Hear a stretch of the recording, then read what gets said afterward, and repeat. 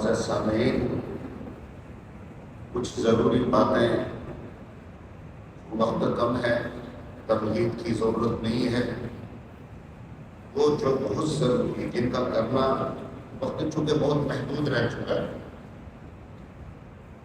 اور کچھ چیزیں ایسی جو ہم سے چھوٹ رہی ہیں، کچھ کرنا بھی ہے آپ لوگوں کو، ضروری باتیں آپ کے سامنے رکھنا چاہتا ہوں اور سے سنیے آپ،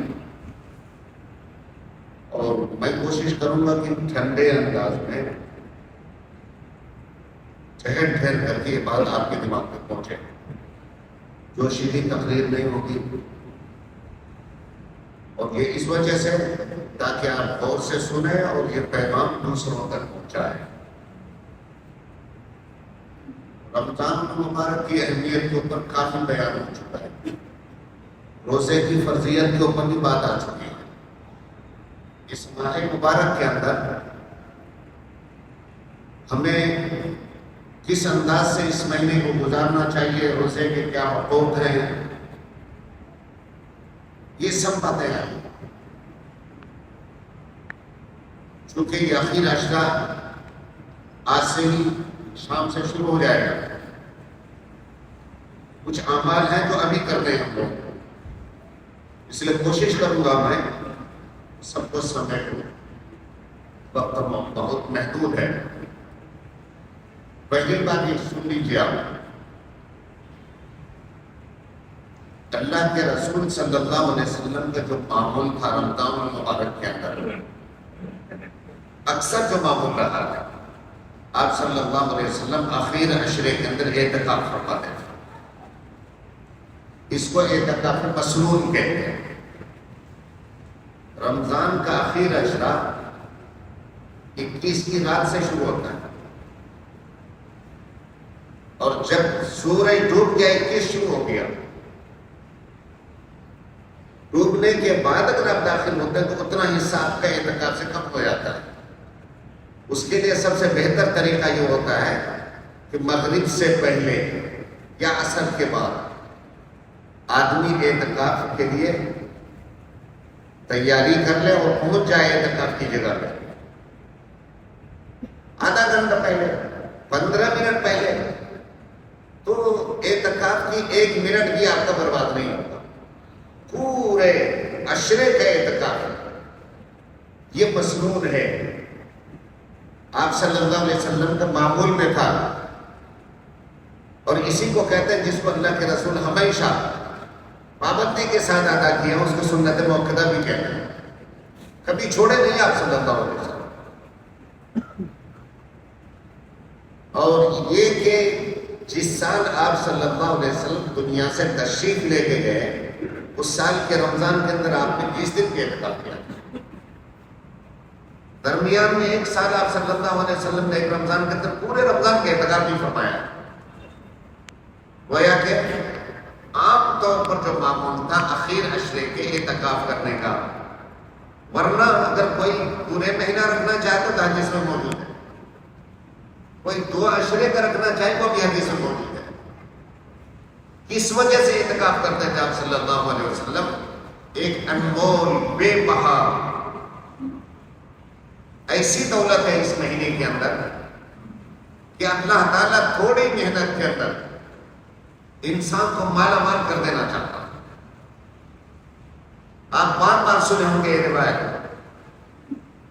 پہلے نبیوں کی امتیوں کی عمریں بہت لمبی لمبی ہوتی تھی، کسی کو 13 سال کی عمر ملی ہے، کسی کو 1000 سال کی عمر ملی ہے، کسی کو 8 سال کی عمر، 800 سال کی عمر ملی ہے، لمبی لمبی عمریں تھی ان کی۔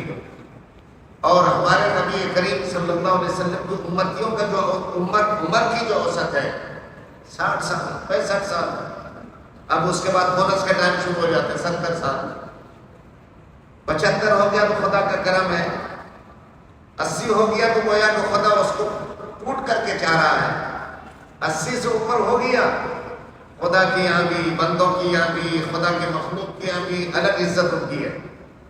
اگر کوئی بھول چوک ہو جائے تو اللہ پکڑ نہیں فرماتے، ہماری زبان لمبی ہو جاتی بوڑھوں کے اوپر انگلی اٹھاتے ہوئے،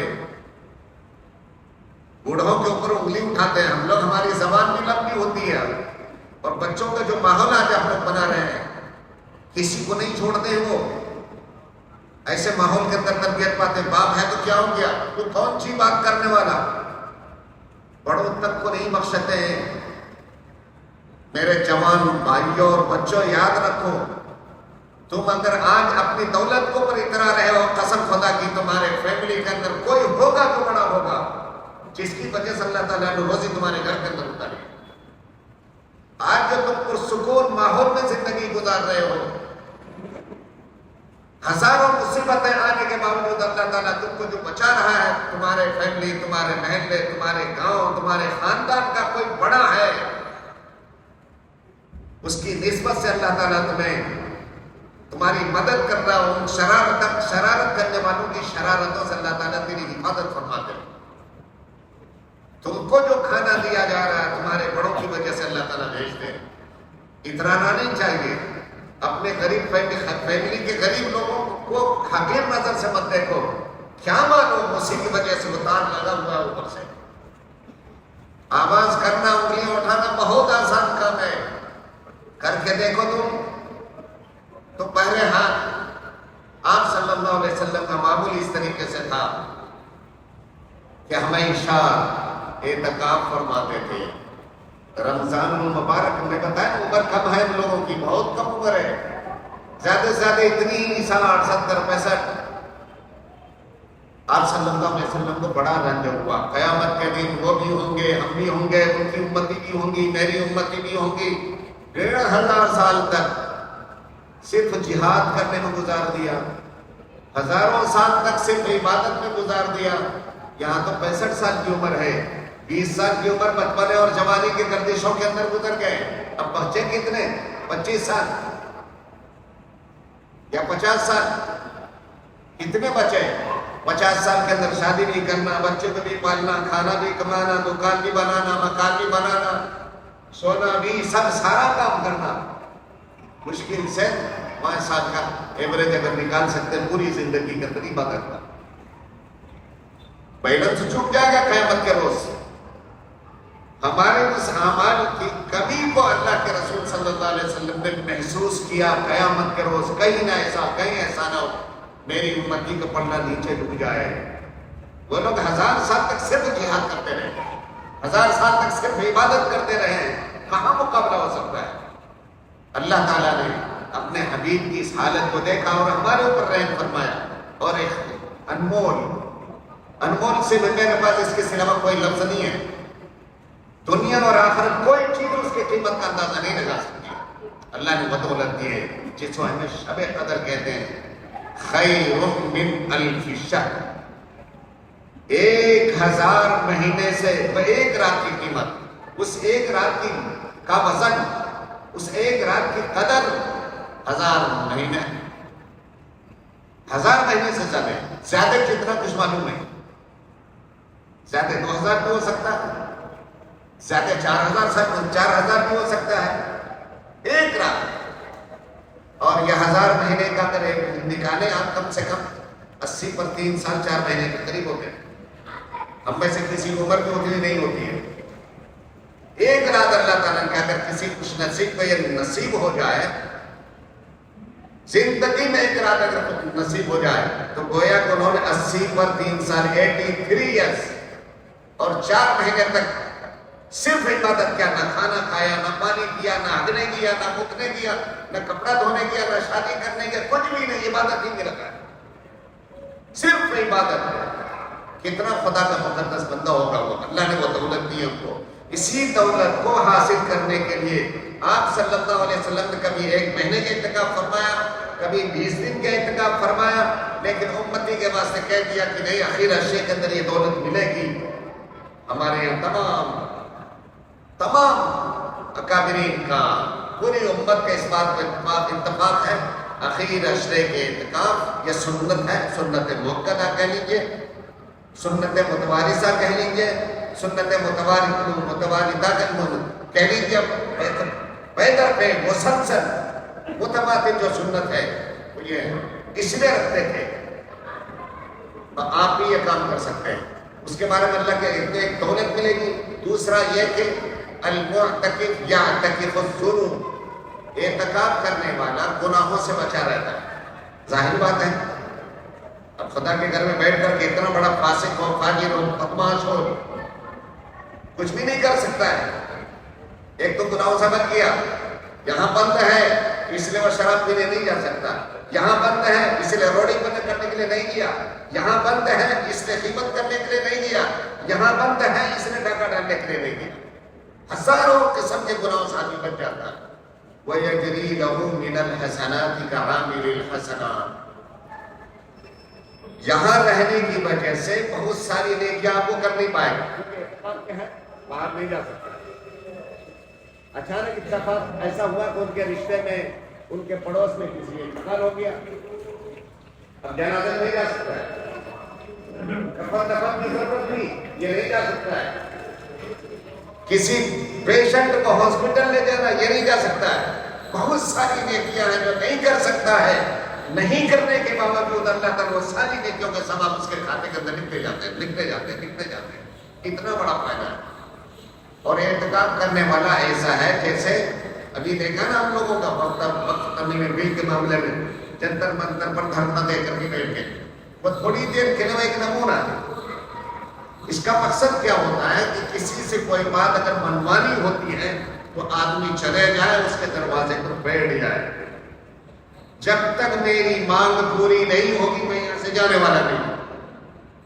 مانگ پوری کروانے کے لیے ان کو بھوکا رہنا پڑے صحیح ہے، پیاسا رہنا پڑے برداشت ہے، لاٹھی کھانا پڑے وہ بھی برداشت ہے، گالی سننا پڑے وہ بھی برداشت ہے، جو چاہے کر لو، میں نہیں جا سکتا یہاں تک جب تک میری مراد پوری نہ ہو۔ گویا کہ کھان کر کے بندہ خدا کے در کے اندر آ کر کے بیٹھ جائے۔ ایک کنڈیشن ایک یہ ہے اس میں، اس کا کنیکشن باہر سے نہیں رہنا چاہیے، صرف اللہ، اس کا ذکر، اس کا فکر، اس کی یاد، اس کی قرآن، اس کی تلاوت، اس کو یاد کرنا، اس کو منانا، بس یہی ہو، اس کے علاوہ کچھ نہیں۔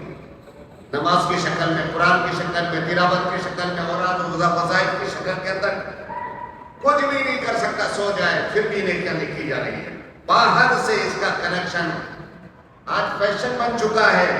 یہ ہائی گریڈ کے اعتکاف کرنے والے ہیں، ان کے پاس باہر سے کھانا آتا، وہاں سے کھانا آتا، وہاں سے کھانا آتا، ان کے پاس ہائی لیول کا موبائل ہے، پانی گرم کرنے کے لیے اس پر۔ ارے بھائی کیا ہے، ارے محتاج ہیں ہم، غریب ہیں، مجرم ہیں، خدا کو منانے کے لیے آئے ہیں، شان دکھانے کے لیے نہیں آئے ہیں۔ اٹھا کر پھینک دو باہر گلی سے، یہ نہیں تہذیب کے انڈے گندے، یہ چیزیں باہر رکھو، پھر خدا کے گھر میں داخل ہو، پھر خدا کو مناؤ، اور اتنا مناؤ خدا خود بندے سے پوچھے بتا تیری رضا کیا چاہتے ہو۔ اس لیے علماء نے لکھا ہے یہ اعتکاف بہت ہی خاص قسم کے لوگ رکھا کرتے ہیں، جن کا دل خدا کے ساتھ لگا ہوا ہو، ویسے ہی لوگ رکھتے ہیں۔ اگر لگا ہوا نہیں تو ہم جیسے گنہگار اگر کریں، کم سے کم وہ نقل ضرور کریں کہ دنیا سے ایک طرف، بس صرف اللہ سے۔ اب بیوی کو فون پر بات نہیں کریں گے، کہیں کچھ نہیں کرنا ہے، نقصان ہوگا دیکھیں گے، مالک کو منانے کے لیے آئے، اور صرف اپنا نہیں، اپنے بچوں کی تقدیر اور بھویشیہ اور ان کے مستقبل کے بارے میں دیکھو۔ آج ان کے دروازے میں بیٹھے ہو جو تمہارے بچوں کی تقدیر کو مناتا ہے، قوم کی قسمت کا فیصلہ کرتا، اس کے دروازے میں آ کے بیٹھ گئے ہو، یہاں سے اگر لے کے نہیں گئے پھر کہاں تم کو ملے گا بتاؤ؟ آدمی آ کے بیٹھ جائے۔ اس نے 20 تاریخ کی شام کو، یعنی ہمارے یہاں آج انگریزی تاریخ کے اعتبار سے 21 کی شام کو، سورج ڈوبنے سے پہلے مسجد کے اندر سورج، اور اس مہینے کے رمضان کے شام، رمضان گزرنے پر جو چاند نظر آتا ہے، چاند کے نظر آنے تک یا اس کی گواہی آنے تک، یہ پورا 9 دن ہو یا 10 دن ہو، یہ پورا 10 دن اللہ کے گھر کے اندر بیٹھنا اور پورا ٹائم خاص طور سے منہمک ہو کر کے اللہ کی عبادت میں لگا دینا، یہ ہے اعتکاف۔ ہماری عورتیں، ہماری بہنیں، ہماری مائیں اگر کرنا چاہیں ان کے بہت آسان ہے، گھر کے ایک کونے کو خاص کر لیں، وہاں بیٹھ جائیں، بس اللہ سے تعلق جوڑ لیں. گھر کے اندر اگر کام والی ہے اور کوئی بھی ہے ان کو گائیڈ بھی کر سکتے ہیں، وہ نہیں یہ کام کرو، وہ کام کرو، وہ کام کرو. اعتکاف کا اعتکاف بھی، کام کا کام بھی، خدا سے قربت کا ایک خاص راستہ مستوار بھی ہو جاتا ہے. ہماری ماں اور بہنیں بھی کر سکتے ہیں، بھائی بھی کر سکتے ہیں. ہمارے یہاں کا دستور یہ ہے، یاد رکھیے، اگر کوئی اس مسجد میں اعتکاف کرنا چاہتا ہے تو ہماری کمیٹی اللہ تعالیٰ ان کے ساتھ خیر کا معاملہ فرمائے. ہماری جماعت کی طرف سے اعتکاف کرنے والوں کو پوری سہولت دی جاتی ہے. جو بھی ان کو رہنے کے لیے اپنا کھانا پینے کے انتظام آپ اپنے گھر سے کروائیے، جو کچھ بھی غلط ہے. یہاں رہنے کے واسطے کیا آسانیاں چاہیے سب ہوتی ہے الحمدللہ. ہم وہ لوگ بھی اسی لیے کر رہے ہیں، شاید آپ کے اعتکاف سے اللہ میری مغفرت کا فیصلہ کر دے گا. اس کے لیے ضروری ہے کہ اپنے آدھار کارڈ لے کر کے آفس پہنچے. آفس کے اندر انٹری کرائیں. آج میں رہنا چاہتا ہوں، آدھار کارڈ ضروری ہے. ہندوستان میں رہتے ہیں، ہندوستان کے قانون کو فالو کرنا ہم کو حکم دیا گیا. اور اس کے بعد بہت احتیاط سے یہاں پر خاص منظم انداز سے وقت گزرتا ہے اور اسی کا اسی کا اتباع کرتے ہوئے اپنا وقت گزارنا. یہ ہوا اعتکاف کا مسئلہ. بہت مختصر طریقے میں بات میں نے آپ کے سامنے رکھی ہے. دوسرا مسئلہ میں آپ کو بتانا چاہتا ہوں، سنیے مجھ سے. کچھ لوگ رمضان میں سب کو روزہ رکھنا چاہیے، کچھ لوگ نہیں رکھ پاتے ہیں، یا یوں کہیے شریعت میں ان کے واسطے روزہ نہیں رکھنے کی اجازت ہے. نہیں رکھ سکتا مت رکھے، بعد میں اس کی قدر کرے. اور کچھ لوگ ایسے ہیں شریعت نے اجازت نہیں دی لیکن اس کے باوجود نہیں رکھتے.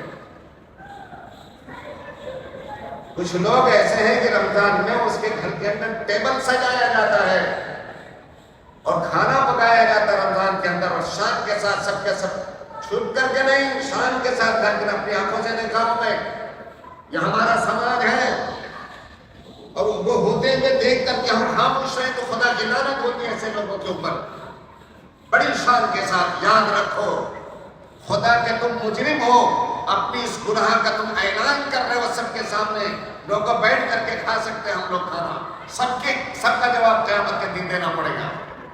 مجبوری اگر ہے تو اس کو بھی رمضان کے اندر خاص طور سے بھوکا ہی رہنا چاہیے.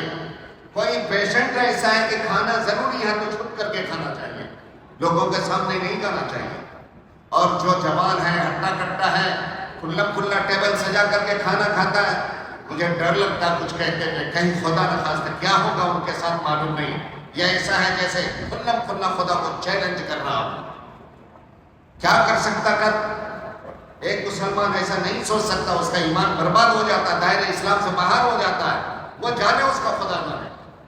اگر کوئی شخص جان بوجھ کر کے رمضان کے اندر بغیر کسی عذر کے روزہ توڑتا ہے، جوانی ہے، شادی بھی کوئی نہیں ہے، میاں بیوی ہیں، بس وہیں پر ہو گئے، وہ روزہ خراب ہو گیا وہاں پر. یا جان بوجھ کر کے کھانا پینا شروع کر دیا، روزہ نہیں رکھا، اس کے اوپر کفارہ لازم ہے. اس کے اوپر کفارہ لازم ہے. جوانوں یاد رکھو، اور جو لوگ ڈھٹائی کے ساتھ کھانا کھاتے ہیں وہ بھی یاد رکھو، کفارہ لازم ہے. رمضان کے ایک روزے کا کفارہ یہ ہے کہ آپ 60 دن تک 60 روزے رکھیں آپ متواتر. اور اگر عربی مہینہ سے شروع کر رہے ہیں تو عربی مہینے 2 مہینے متواتر آپ کو رکھنے پڑیں گے. 60 روزے. اگر 60 روزہ نہیں رکھ سکتا تو 60 مسکین کو کھانا کھلانا پڑے گا. 60 مسکین کو ایک روزے کا کفارہ ہے. لیکن اللہ تعالیٰ نے اپنی کریمی کے بنا پر پورے مہینہ میں اگر کوئی بدمعاشی کیا چلو ایک ہی کفارہ کرنا. سمجھ میں بات آئی؟ یہ یاد رکھیے، مرنا ہے ہمیں بھی آپ کو بھی. یہ لعنت لے کر کے گھر میں بیٹھو گے خدا کی رحمت روٹ جائے گی، نہ برکت نازل نہیں ہوگی. تم دیکھو گے اس گھر کے اندر میاں بیوی کے دل آپس میں ٹوٹے ہوئے ہیں، بیٹا اپنے باپ کی عزت نہیں کر رہا ہوتا ہے، آدمی کما رہا برکت نہیں ہو رہی ہوتی ہے، وجہ اس کی یہی ہوتی ہے خدا کی رحمت روٹ جاتی ہے. اچھا دوسری بات، وہ آدمی جو عمر کی وجہ سے یا ایسی بیماری کی وجہ سے روزہ نہیں رکھ سکتا، شریعت نے اجازت دی ہے نہیں رکھ سکتا کوئی بات نہیں. عمر کی وجہ سے، یعنی جس کو ہم لوگ شیخ پانی کہتے ہیں، عمر ہو گئی بہت زیادہ، بوڑھا ہو گیا بیچارہ. اب بوڑھا تو جوان ہوگا نہیں، بات ظاہر بات ہے. سال 2 سال 4 سال کے بعد دوبارہ جوانی لوٹ کے نہیں آئے گی، بوڑھا ہو چکا ہے وہ، یا ایسی بیماری جو بیماری ختم ہونے والی نہیں ہے، میڈیکل کے ذریعے سے بات معلوم ہو چکی ہے، ایسا ہے ماحول۔ ایسے لوگوں کو اگر روزہ نہیں رکھتے ہیں، مجبوری ہے بیچارے کے ساتھ نہ رکھیں، لیکن اس کو روزہ کے بدلے میں فدیہ دینا پڑے گا۔ پہلی بات جو گزری ہے وہ کفارے کی بات گزری ہے، اور ابھی جو بات آ رہی ہے فدیہ کی بات چل رہی ہے۔ فدیہ صرف ان لوگوں کے اوپر ہے جو اپنی ایسی بیماری کی وجہ سے، جو بیماری ختم نہیں ہو سکتی ہے، اس بیماری کی وجہ سے آدمی روزہ نہیں رکھ سکتا ہے۔ یاد رکھیے گا، ایسی بیماری جس بیماری کی وجہ سے وہ روزہ نہیں رکھ سکتا ہے، اور وہ بیماری ختم ہونے والی بھی نہیں ہے، میڈیکل کے لیول پر اس آدمی کے لیے، یا وہ بوڑھا جو اپنے بڑھاپے کی وجہ سے روزہ نہیں رکھ پا رہا ہے، ان کو روزہ نہیں رکھ رہا کوئی بات نہیں، لیکن روزے کے بدلے میں ان کو فدیہ دینا پڑے گا۔ اور فدیہ کیا ہے روزے کا؟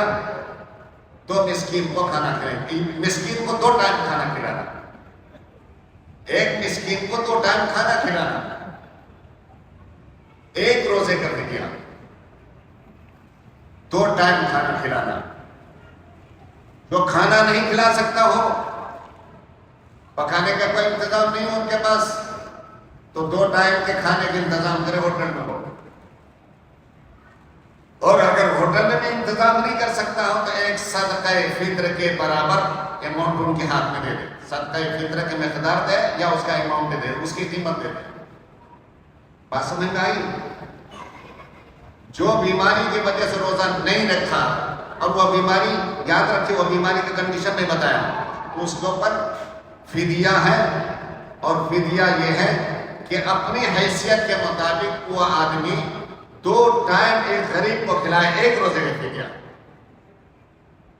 اس کا اوپر لیول بتایا میں آپ کو، نیچے لیول یہ ہے کہ کم سے کم ایک صدقہ فطر کے برابر یا مقدار، صدقہ فطر کی مقدار ان کو دے دے۔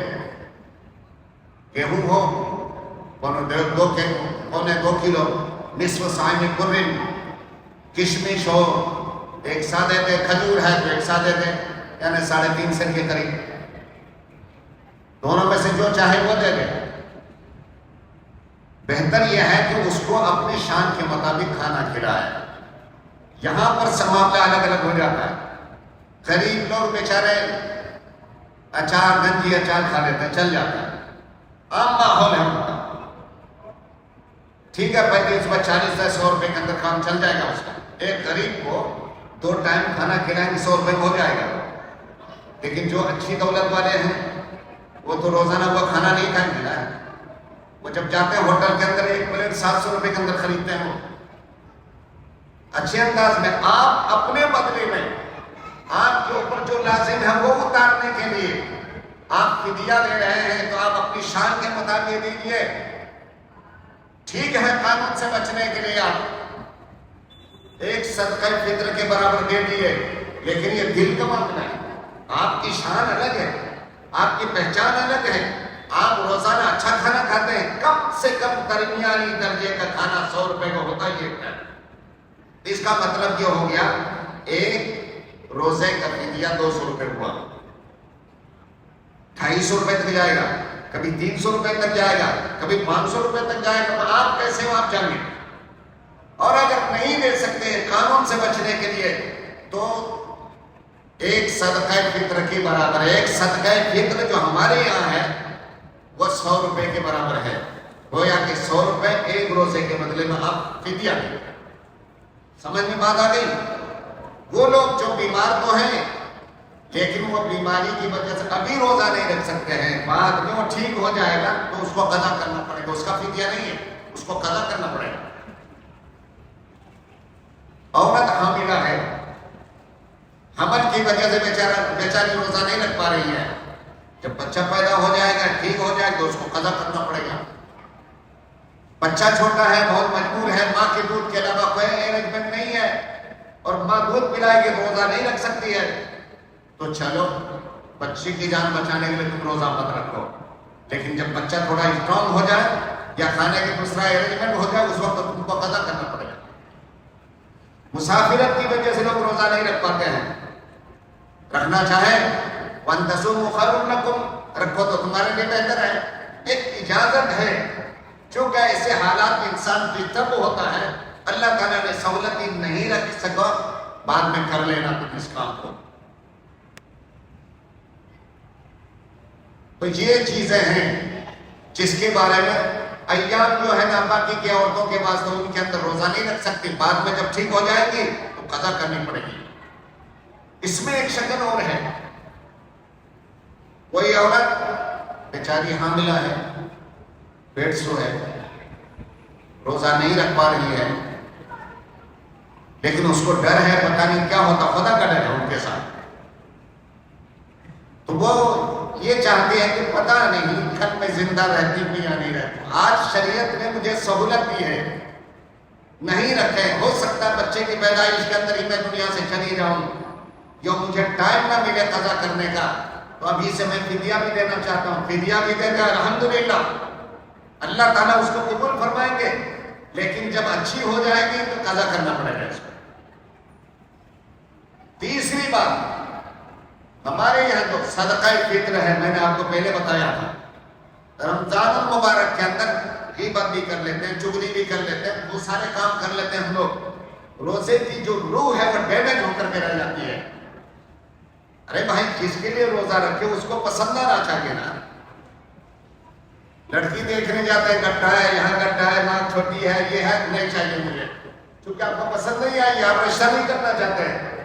آپ جو عبادت اللہ کے لیے کر رہے ہیں وہ عبادت اللہ کو پسند آنی چاہیے، اس میں خلوص چاہیے، اخلاص چاہیے، انابت چاہیے، صرف اللہ کے لیے چاہیے، اس میں خوبصورتی پیدا ہوتی ہے، اللہ قبول فرماتا ہے.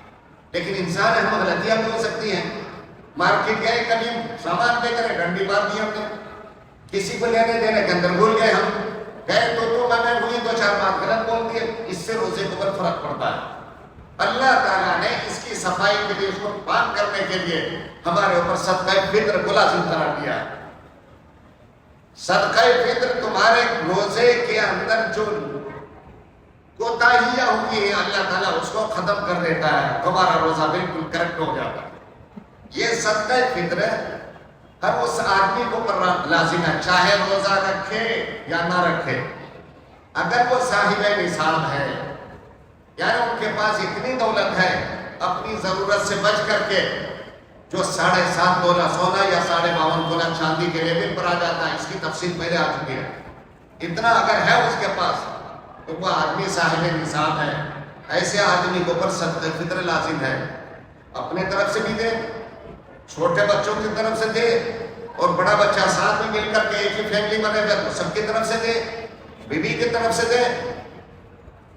جن لوگوں پر خود ہے، جو عاقل ہیں، بالغ ہیں، ان کے اوپر اللہ کی طرف سے لازم ہے. اگر ماں اور باپ ان کی طرف سے بھی دیتا تو ان کو بولنا پڑے گا، بیٹا میں تمہاری طرف سے دے رہا ہوں. گھر کے اندر جو بچیاں کام کر رہی ہیں، جو عورتیں کام کر رہی ہیں، اللہ نے دیا. کچھ لوگوں کا دل ہے بڑا الحمدللہ، وہ چاہتا ہے ایسے بھی ملے مجھے، اللہ کیا ایسے بھی ملے، ان کی طرف سے وہ بھی دینا چاہتے ہیں. دیجیے آپ، لیکن خبر کر دیے کہ تمہارا صدقہ فطر میں ادا کر رہا ہوں، اللہ تعالیٰ قبول فرمائیں گے. تو نابالغ بچوں کی طرف سے، چونکہ ہمارے ہندوستان کا جو ماحول ہے جوائنٹ فیملی کا ہے، باپ بڑا ہوتا ہے، باقی نیچے جتنے سب اس کے کنٹرول میں، حساب سب کچھ باپ کے ہاتھ میں ہوتا ہے. اب باپ پر لازم ہے کہ سب کا حساب کر کے صدقہ فطر ادا کریں. رمضان مبارک کے اندر ادا کریں، سب سے اچھا ہے. چونکہ عام طور پر قریب میں جو لوگ ہیں ان کو دیا جاتا ہے تاکہ یہ لوگ اپنی حالت سدھاریں اور ہمارے ساتھ عید کے اندر شریک ہوں. پہلے آپ ادا کرنا چاہتے ہیں، پہلے ادا کیجیے آپ، تاکہ لوگ اپنا کپڑا خرید سکیں، تاکہ لوگ اپنے واسطے انتظام کر سکیں. میرے نزدیک اماؤنٹ یعنی اس کی قیمت دینا زیادہ بہتر ہے اس سے کہ آدمی راشن دے. چونکہ وہ راشن کی اس کو ضرورت نہیں ہے، وہ بازار میں لے کے جائے گا. آپ 40 روپے خریدے ہیں، وہ بازار میں 25 روپے میں بیچے گے جا کر کے. اس سے بڑا نقصان ہوتا ہے. ایک بات ہم یاد رکھیں ہم لوگ کہ یہ صدقہ فطر آپ پر لازم ہو گیا، رمضان کے اندر ادا کر سکتے ہیں. عید کی نماز پڑھنے سے پہلے تک ادا کر دیا، بہت بڑا ثواب ہے. عید کی نماز پڑھنے کے بعد ادا کریں گے، بس وہ ایک صدقہ ہے اور کچھ نہیں. وہ فضیلت ختم ہو جاتی. کتنا دیں گے صدقہ فطر؟ گیہوں دینا چاہتے ہیں تو 2.25 کلو، 2.25 سیر ہوتا ہے، 2.25 سیر ہوتا ہے. سیر کو میں نے کنورٹ کر دیا کلو کے اندر، اور پونے کے بدل میں 2 کلو کا حساب لگا دیا، تو 100 روپے ہوتے ہیں ہمارے یہاں. یہ ہم جیسے غریبوں کے لیے چل جائے گا. الحمدللہ آپ کو اللہ نے بہت دیا ہے. یہاں ایک ہی آپشن نہیں ہے. آپ کھجور بھی دے سکتے ہیں، حدیث میں آتا ہے کھجور. آپ کشمش بھی دے سکتے ہیں، جو بھی دے سکتے ہیں. آپ یہ دیکھیں کہ میرے ذریعے خدا کے بندوں کو کتنا فائدہ پہنچ سکتا ہے. آپ اگر کھجور کا کیا کرتے ہیں، چوائس کرتا ہے کہ میں کھجور اس مرتبہ صدقہ فطر کے اندر دینا چاہتا ہوں، تو آپ کو کم سے کم میں اتنا 3.5 کلو کے حساب لگا دیا. 3.5 سیر ہوتا ہے، اب 3.5 کلو ہی نکال لیجیے. 1 کلو کھجور کتنے کا آتا ہے؟ عام طور پر درمیانی درجے کے جو کھجور میں نے حساب کیا ہے 660 روپے ہوتے ہیں. درمیانی درجے کا جو عام طور پر لوکل ٹائپ سے بازار کے اندر مل جاتا ہے. آپ تو بڑے اونچے درجے کے لوگ ہیں نا، آپ مغرور خریدیے، آپ کو 1000 روپے تک جائے گا. لیکن اپنا بڑا مسئلہ نہیں ہے. میں یہ کہتا ہوں آپ کے دل میں خدا کی کتنی محبت ہے، آپ آخرت میں کتنا کمانا چاہتے ہیں. یہی ایک موقع ہے جب خدا کے خزانے، رحمت کے خزانے، مغفرت کے خزانہ کھول دیا گیا ہے، لٹایا جا رہا ہے. کتنا لینا چاہتے ہیں لے لو، آپ کے لیے آپشن ہے. رہیں گے بھوکے ایک روز کوئی بات نہیں، لیکن بس ثواب مل جانا چاہیے. کھجور میں دینا چاہتے ہیں اتنا دینا چاہیے، دے دیجیے. آپ جو میں دینا چاہتے ہیں تو 250 روپے ہو جاتا ہے. گیہوں کے حساب میں دینا چاہتے ہیں تو 100 روپے ہوتا ہے. اب آپ کے اوپر ہے، یعنی کی شافی کا کوئی مسئلہ نہیں ہے. آپ اس سے دینا چاہتے ہیں تو اس کا گریڈ یہی ہے. تو بہرحال زیادہ سے زیادہ کوشش کیجیے. ایک بات اور میں آپ سے کہنا چاہتا ہوں، سنیے. میں ایک بات یاد آتی جا رہی، میں آپ سے بولتے جا رہا ہوں. آپ اتنا بڑے جو ہوئے ہیں، کڑیل جماعت جو ہے، آپ کے پٹھے مضبوط ہیں، دماغ کام کر رہا ہے، عالیشان محل کے اندر رہتے ہیں. ویسے نہیں زمین پھاڑ کر کے نہیں نکلے گا. آپ کے پیچھے آپ کی ماں باپ کی قربانیوں کا ایک لامتناہی سلسلہ رہا ہے. اپنے خون اور پسینے کو ایک کر کے انہوں نے آپ کو پالا ہے. آپ کے لیے ساری چیزیں نچھاور کی انہوں نے. بچوں کا ایگزام ہے، تو 5 منٹ سے میں زیادہ لے رہا ہوں، صرف 5 منٹ. بات آئی ہے اس وجہ سے. آپ بے فکر رہیے، رمضان ہے، جمعہ ہے، خدا کا گھر ہے. 2 منٹ بھی اگر یہاں پر گزر جائے صرف راضی کرنے کے لیے، میں کہتا ہوں وحدہ لا شریک کا دریائے کرم جوش میں آیا، تیری پوری زندگی کی عبادت پر بھاری ہو جائے.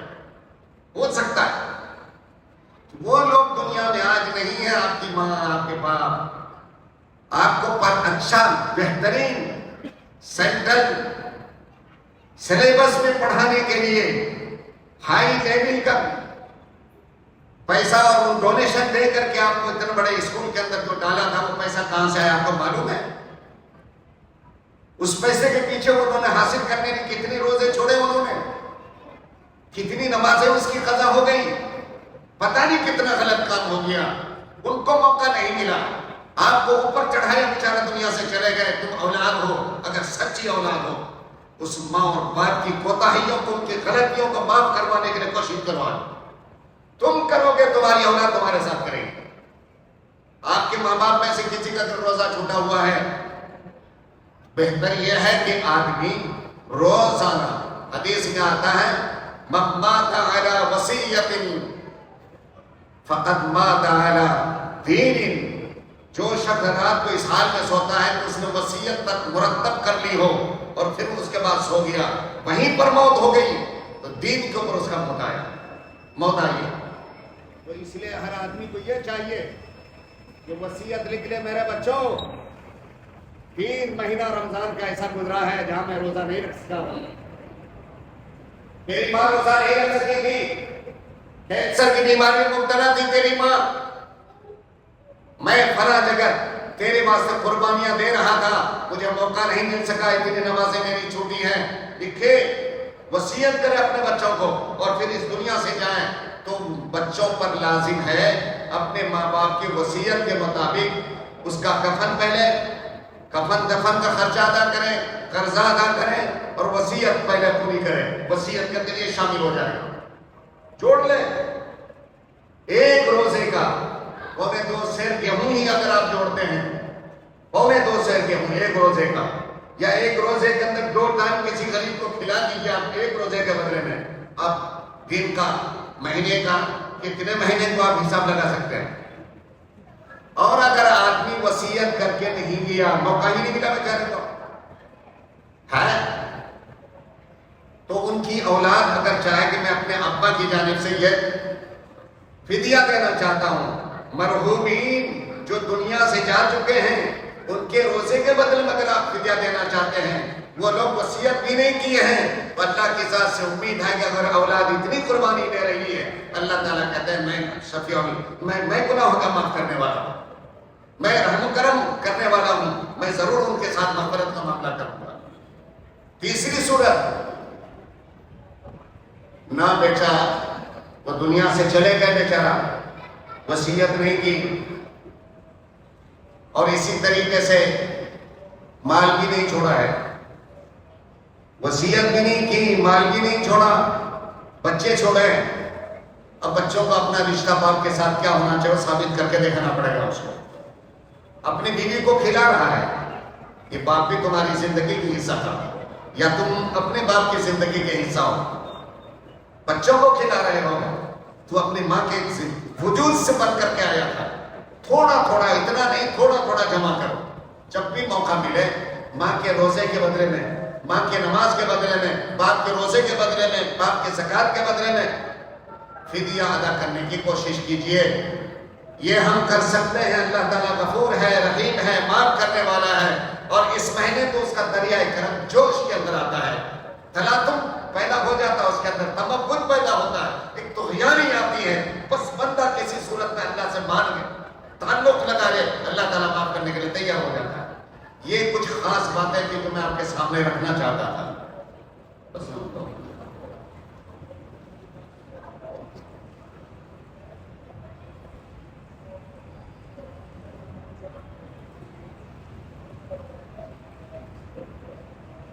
ایک بات اور ہے میرے دوستوں، پہلے بھی اعلان کیا تھا، میں آپ سے شروع ہی میں اعلان کیا تھا، اب کے مسجد میں لوگوں کے روزہ کھلوانے کے لیے، جس کو روزہ افطار کہتے ہیں، مسجد کے اندر اس کے انتظام ہے۔ ظاہر بات ہے مسجد کو یہ پیسہ نہیں دے گی، مسجد کو کوئی مشین نہیں ہے، مسجد کے اندر آپ ہی لوگ پیسہ دیں گے، آپ ہی لوگ جو گھر کے اندر روزہ افطار نہیں کرا سکتے، آپ کو ٹائم نہیں مل رہا کسی کو ہوٹل میں کھلائیں، آپ کا ٹائم نہیں، اگر ہے بھی تو اتنا نہیں ہے آپ کے پاس کہ آپ کرا سکیں، اس کا آدھا کر سکتے ہیں، تھوڑا کر سکتے ہیں، تو شرمانے کی کوئی بات نہیں، مسجد میں اس کا انتظام کیا گیا۔ ایک آدمی اگر دینا چاہتے ہیں تو 500 روپے دے سکتے ہیں، ایک دن 5000 روپے لگتا ہے افطاری کا، ایک دن 5000 روپے لگتا ہے، آپ چاہیں تو پورے دن کی افطاری کا خود لے لیجئے، ابھی آپشن ہے ہمارے یہاں، گئے مرتبہ آپشن ختم ہو گیا تھا بہت جلدی، اس مرتبہ بھی آپشن ہے، آپ چاہیں ماں کی طرف سے دو، ماں کی طرف جو چلی گئی دنیا سے، وہ باپ جو تم کو پکڑ انگلیاں پکڑ کر کے چلایا کرتا تھا، سکھایا کرتا تھا، پڑھایا کرتا تھا کہ نہیں، ان کی طرف سے لو حصہ، کتنے پیسے، آج کیا حال ہے، جا کر کے دیکھیے آپ، رمضان آیا تھا مغفرت کے لیے، رمضان آیا تھا رحمت کے لیے، رمضان آیا تھا تلاوت کے لیے، رمضان آیا تھا تراویح کے لیے، رمضان آیا تھا 108 سے عاجزین کی ساری کے لیے، رمضان آیا تھا خدا کا بندہ بن کر کے رہنے کے لیے، رمضان آیا تھا اپنی خطاؤں کی معافی کروانے کے لیے۔ سرعام حوا کی بیٹیاں اپنی عزت کو نیلام کرتے کی نظر آتی، چیلنج، اللہ کو معاف کرنا چاہتا میں، اور لٹانا چاہتا ہوں میں عزت کو، روڈ کے سائڈ کے اندر کے آپ، میں یہ نہیں کہتا دکان مت کرو، عصر کے بعد شروع ہوتا ہے، سحر کے وقت تک چلتا ہے، مغرب کی نماز قضا، عصر کا بھی میں کہتا ہوں نماز قضا ہو جاتی ہے، مغرب کی نماز نہیں، تراویح نہیں، عشاء کی نماز نہیں۔ ہماری ماں اور بہنیں جا کر وہاں بیٹھتی ہیں، نوجوان لڑکے ہیں تو پتہ نہیں کیا ہوتا ہوگا، خدا کو بھی غیرت آتی ہے نا، کس لیے؟ پہلے تو یہ ہوتا تھا گھر کے اندر عصر ظہر کے بعد عورتیں کچھ کھانا پکا رہی ہیں، کچھ یہ بنا رہی ہیں، بنانے کے بعد شام کو پڑوس کو لائٹ لے جا کر کے دے دو، چچا کو لے جا کے دے دو، تایا کو لے جا کے دے دو، یہ ماموں کی آپ پہنچا دو۔ گھر کی عورتیں بناتی تھی، وہ مزہ ہوتا تھا، وہ محبت ہوتی تھی، ہر ایک دوسرے کے لیے جان قربان کرنے کے لیے تیار۔ عورتیں گھر کے اندر بیٹھ کر کے قرآن پڑھنے کے اندر مقابلہ کرتی تھی۔ میں اپنے بچوں سے بولا اگر قرآن میں 10 قرآن اگر رمضان کے اندر تم نے کیا میں 10,000 روپے دیتا ہوں، یہ جذبہ پیدا کرنے کے لیے۔ الحمدللہ ہمارے یہاں بھی عورتیں مقابلہ کرتی۔ پہلے یہ ہوتا تھا عورتیں گھر میں بیٹھ کر کے قرآن پڑھتی تھی، میں اتنا پارا پڑھتی ہوں۔ آج سرے عام جس نے عزت دیا تو لٹانے کے لیے روڈ میں ہماری بہنیں نظر آ رہی ہیں۔ عصر کی نماز اس ہوٹل کے اندر نیلام ہو رہا ہے، مغرب کی نماز کا جنازہ نکالا جا رہا ہے، اور تراویح کسے کہتے ہیں اس کا مذاق بنایا جا رہا ہے۔ کوئی بولنے والا نہیں ہے، خاموش رہو گے۔ تم سے بھی پوچھا جائے کہ کون ہے وہ عورت؟ تیری بہن نہیں ہے، تیری ماں نہیں ہے، کیا تیری بیوی نہیں ہے؟ باہر رہ کے ساری خبریں تم کو معلوم ہوتی ہے، ابھی کیوں نہیں معلوم ہو رہا؟ تم کو کنٹرول کرو، عورتوں کو کہو یہ رمضان کا مہینہ ہے، گھر میں بیٹھ کر کے قرآن پڑھو، تلاوت کرو، ایک دوسرے کی مدد کرو، اور افطار کے اندر کسی کو نہیں بلا سکتے ہو بنا کر کے اس کے گھر تک پہنچانے کی کوشش کرو۔ عصر کے وقت، خاص طور سے مغرب کے وقت افطاری کے وقت دعا کتنی قبول ہوتی ہے۔ للصائم فرحتان، روزے دار کے لیے 2 خوشیاں ہیں، ایک افطار کے وقت جو مانگو اللہ دینے کے لیے تیار ہے۔ کیوں بھٹک رہے ہو؟ کورٹ کی ضرورت پڑے گی تمہیں، پولیس اسٹیشن کی ضرورت پڑے گی، وہ خدا سن لے گا، کیا ہاسپٹل کی ضرورت پڑے گی آپ کو؟ آپ سے بہترین خوش قسمت کوئی نہیں ہو سکتا۔ کنٹرول کیجئے میرے دوستو، یہ چیزیں جو ہیں شیطان کی طرف سے ہیں، کرنے والے کر رہے ہیں، ہم تو کنٹرول کر سکتے ہیں۔ اپنی ماں اور اپنی بہنوں کو سمجھائیے یہ رمضان تیری مغفرت کے لیے آیا ہے، اور اگر تم نے اس نعمت کو ٹھکرایا تو اللہ تعالیٰ اپنی رحمت سے تم کو ٹھکرا دیں گے، پھر کہیں جائے بنا نہیں دے گا۔ بس یہ چند باتیں آپ کے سامنے رکھنا تھا۔ اللہ سے دعا ہے اللہ تعالیٰ اس ماہ مبارک کو ہمارے واسطے سفارش کا ذریعہ بنا دے، ہمارے واسطے مغفرت کا ذریعہ بنا دے، ہمارے واسطے خدا کے قرب کا ذریعہ بنائے۔ جتنے بندے دعا کر رہے ہیں اللہ سب کی دعاؤں کو قبول فرمائے، اور فلسطینی مسلمانوں کی غیب سے اللہ تعالیٰ مدد فرمائے۔ یہ ہمیشہ دعاؤں کے اندر شامل کیجئے۔ جو حضرات سنتیں نہیں پڑھے ہوں سنتیں پڑھ لیجئے۔ وآخر دعوانا الحمدللہ رب العالمین۔